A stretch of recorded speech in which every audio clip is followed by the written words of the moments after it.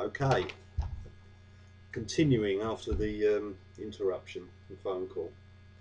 Disco Stew's question: will you revisit the Cow universe at some point? I might.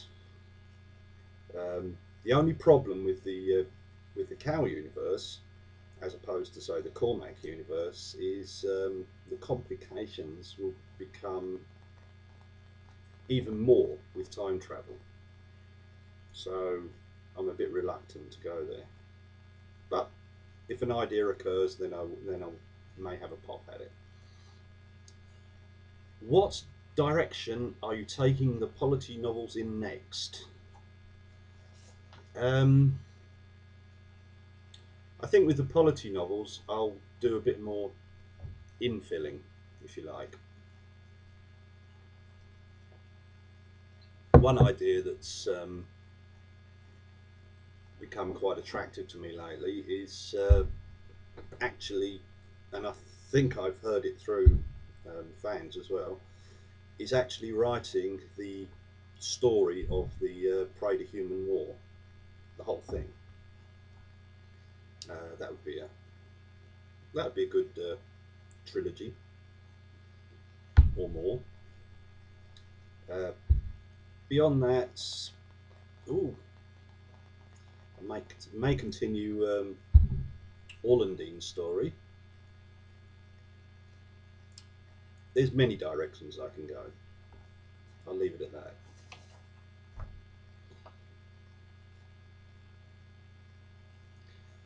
I particularly like Sniper. Which of your characters were most enjoyable to write? Hmm. Most of the characters in the Skinner I enjoyed immensely. All the old captains, Sniper of course, Wing Cheetah, all of them. In the Cormac books, not so much Cormac himself.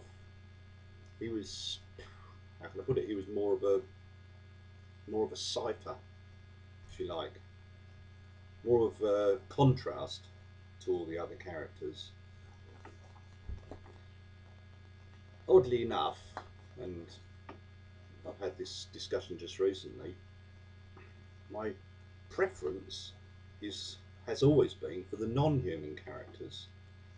It seems to be that my non-human characters are more human than my human characters, which in a certain sense was part of the theme of Bridland. Now,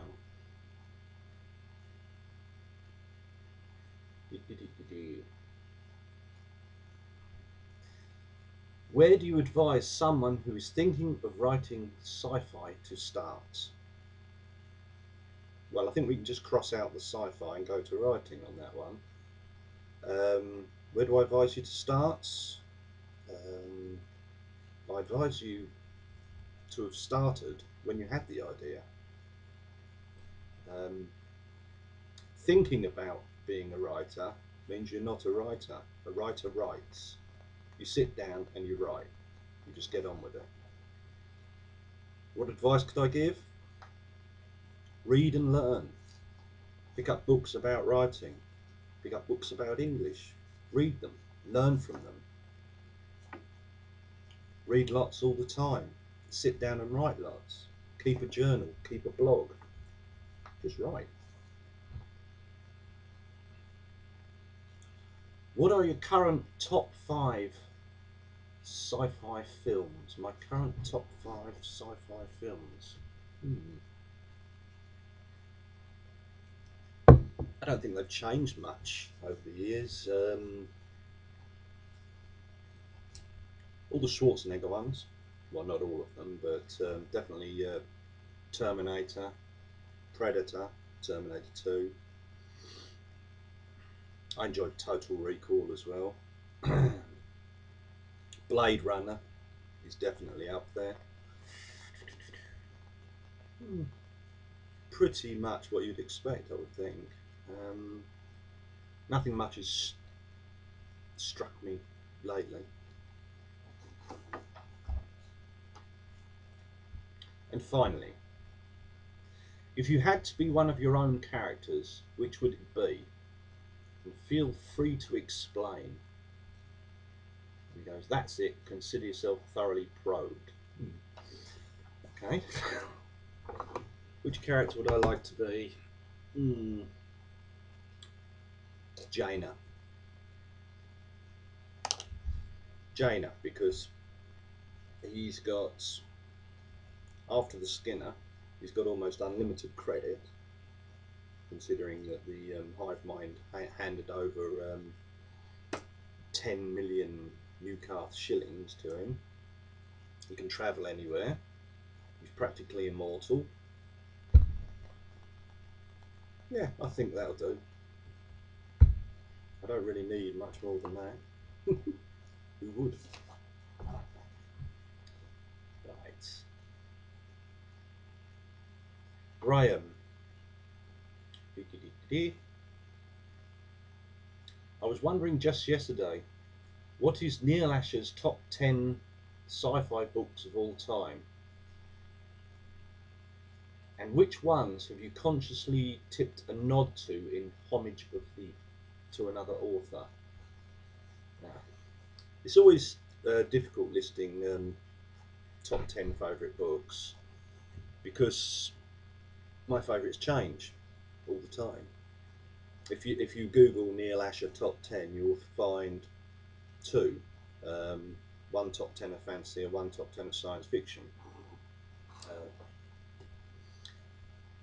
Presently, without going and looking at my collection upstairs and just thinking here now, top 10 favourites would be, start off with Altered Carbon, Richard Morgan. Move on to, well, nearly anything by Alistair Reynolds, particularly the series. A brilliant science fiction book, I think, is Peter Watts' Blind Sight, and that actually ties into which ones have you consciously tipped a nod to. Well, Peter Watts also wrote some previous books, Starfish, Behemoth,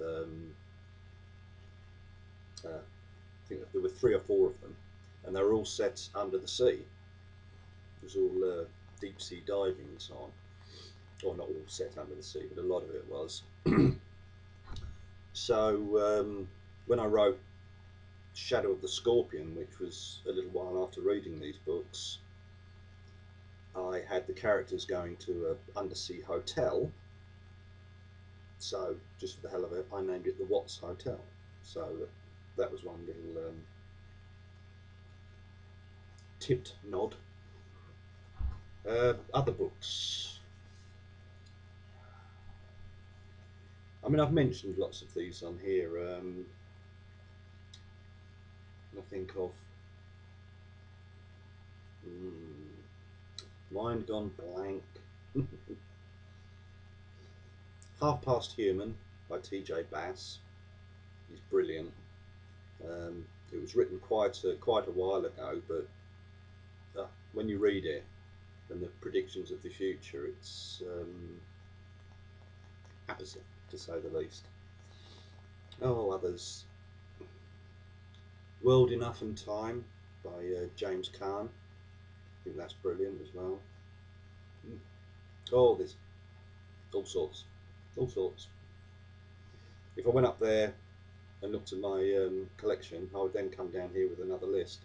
So I think I'll leave that one there. And back to Disco Stew. Well, he asked me if there's some sort of homage on page 194 of Orbis, and he's referring to a film. He's referring to Alien, in fact. But no, there isn't.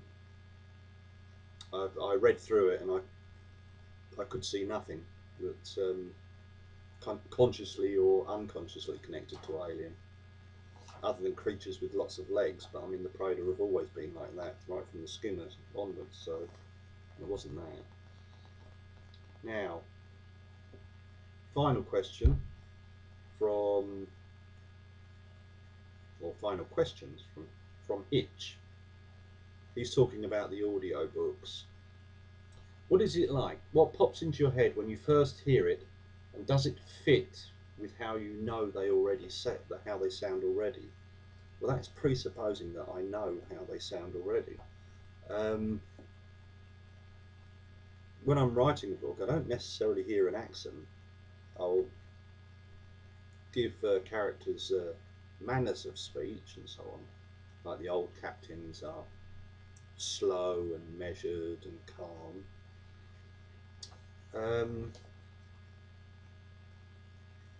What pops into my head? Well, I laughed out loud at some of the things I heard on the audio books. I enjoyed them. They weren't necessarily my take on them, but it's the sheer enjoyment of hearing your work turned into this completely different medium. Sable Keach, for example, I was very unsure about him to start off with. I thought that didn't sound right at all, but just listening for more, I don't know, maybe 20 minutes, and Sable Keach became right. I thought he was great. In fact, it's listening to the Skinner right to the end. By the time I reached the end of the Skinner, I felt that the Sable Keach accent voice was the best one of them all. Have you ever hated any vocals done for your characters to the point where you refuse to listen anymore? Well, I haven't had many vocals done of my characters, and nothing has made me refuse to listen. I did have a moment when a short story of mine called The Veteran was recorded, where the narrator kept calling creatures that I'd called pseudodials superdials, which annoyed me a bit, but it didn't stop me listening to it. I did enjoy it. Also, does hearing them change your view on the character? No, it doesn't, strangely. I was going on about Sable Keach there. He was still Sable Keach. He was still my image of Sable Keach, despite that change in voice.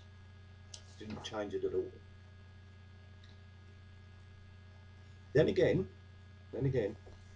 hearing a somewhat Glaswegian Captain Ron changed him in my mind to somebody a bit less calm than I'd visualised.